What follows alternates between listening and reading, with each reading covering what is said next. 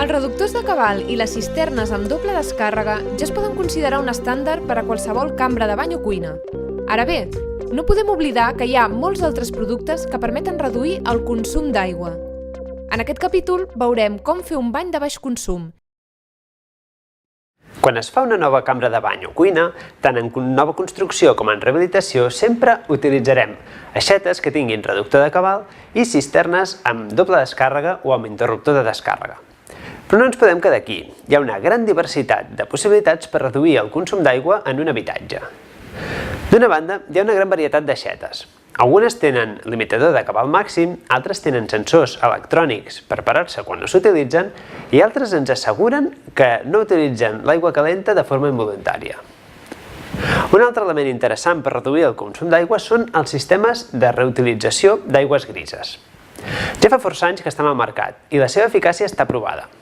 Són una solució fantàstica per cases unifamiliars que tinguin soterrani, garatge o golfes, però en altres tipus d'habitatge pot resultar més difícil d'instal·lar. Una altra possibilitat més modesta, però amb el mateix objectiu, són els vàters que utilitzen l'aigua de l'aigüera per omplir la cisterna. Avui per avui encara estan poc implantats, malgrat s'ha avançat força i existeixen productes sofisticats en aquesta línia.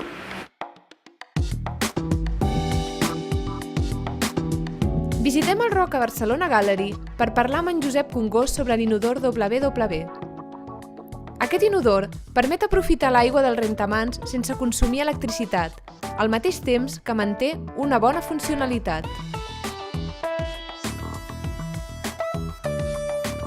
Hem aconseguit una peça simple, fàcil d'instal·lar i que té un funcionament tradicional. És a dir, no hi ha cap mecanisme electrònic o cap complexitat que pugui fer pensar que això és una peça de bany difícil de mantenir.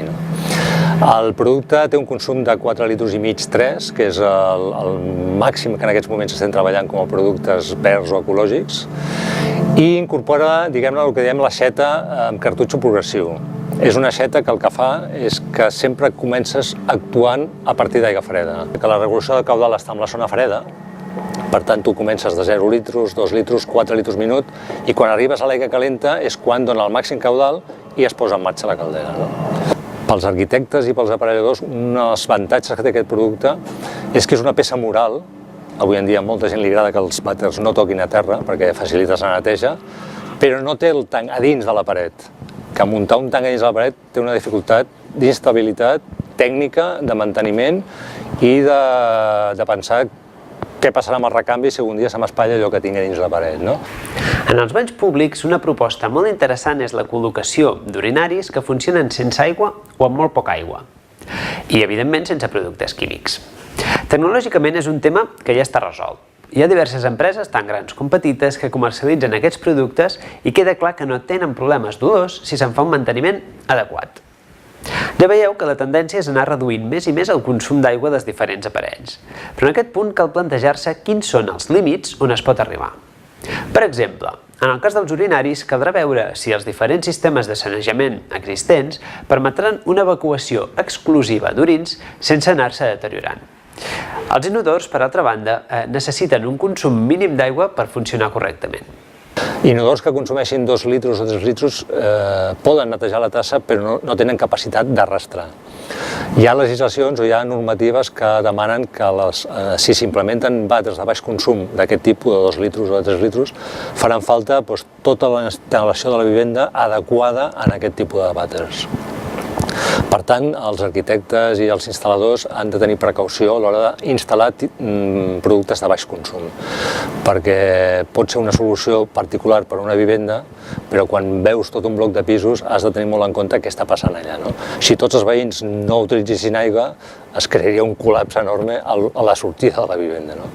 Que arriba un punt que hi ha l'optimització, un cop has passat dels 4,5, i ja no es pot fer si no és afegint tecnologia.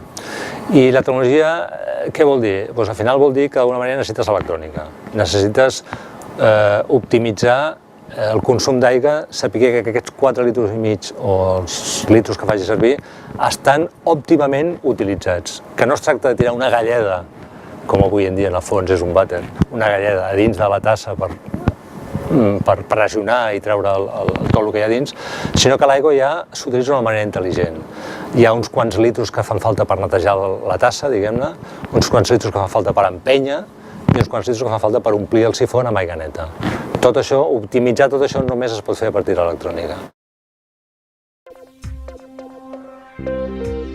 El temps dirà si la incorporació d'electrònica en l'ús de l'aigua serà l'estratègia mediambientalment correcta a llarg termini. El que sabem de moment és que ja hi ha molts productes que ofereixen una bona funcionalitat amb un consum d'aigua molt baix. Per trobar més informació sobre aquests productes, visiteu la base de dades de productes de l'Agenda de la Construcció Sostenible.